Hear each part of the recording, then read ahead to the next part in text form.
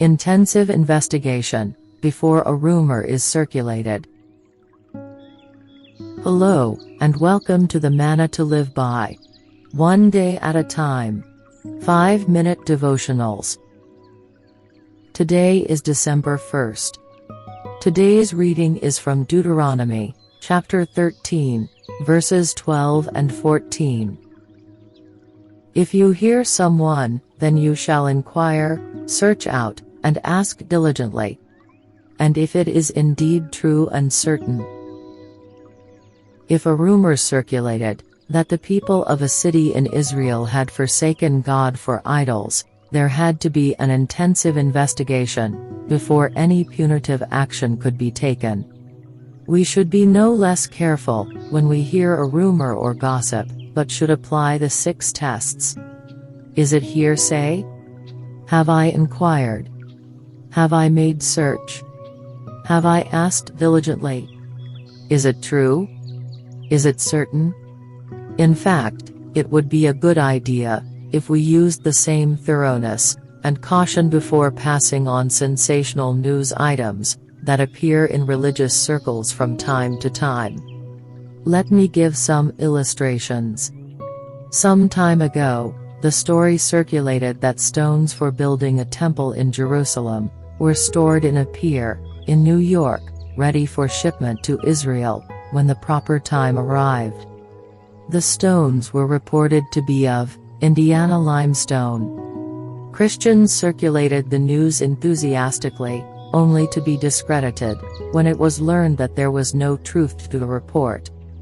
At another time, the story broke that scientists had fed extensive data concerning the calendar of human history into a computer, and that the results confirmed the scriptural narrative of Joshua's long day.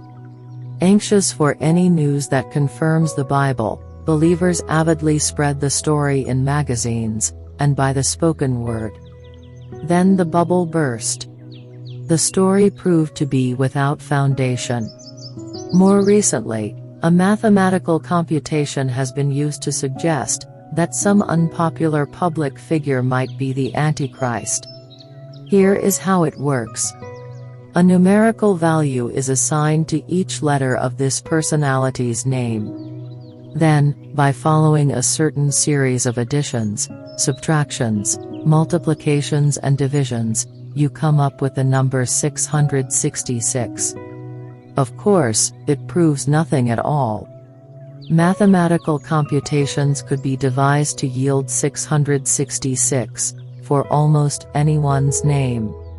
I have a tract stating that Charles Darwin, in the closing days of his life, disavowed evolution and returned to his faith in the Bible. This may be true. I would like to believe that it is true. Maybe, someday, I'll find that it is true. But, in the meantime, I have no documentation for the story, and I dare not circulate it, until I do have. We will save ourselves a lot of embarrassment, and save the Christian faith from being discredited, if we apply the 6 tests in today's verses. Is it hearsay? Have I inquired? Have I made search? Have I asked diligently? Is it true?